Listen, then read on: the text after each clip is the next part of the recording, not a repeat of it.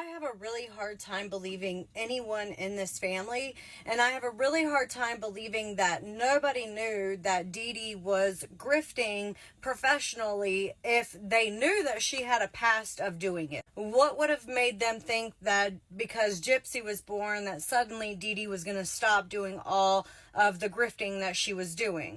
There are text messages and emails from Kristy Blanchard to people that she was close with. One saying that she knew that Gypsy could walk, and in another one, she's saying that she didn't know that Gypsy could walk and how much of a shock it was for her and Rod to find out that Gypsy was walking on the television screen.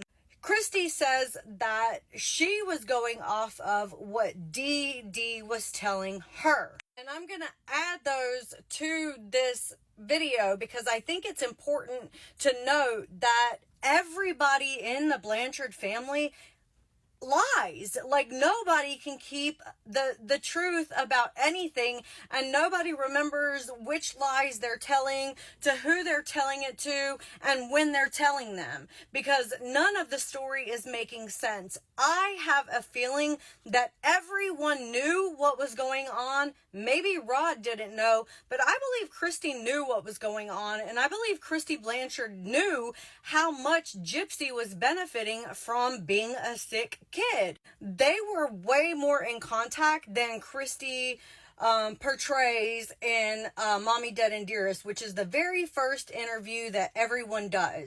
And in Mommy Dead and Dearest, they paint this entire narrative about Munchausen by proxy. They wanted that name, that Munchausen by proxy. They wanted everyone to hear that and make the assumption that that's what this case was about, so that Gypsy could get a lenient sentence even though they knew that she plotted and committed this crime against her mother. So I have a hard time believing anyone in this family. What do you think?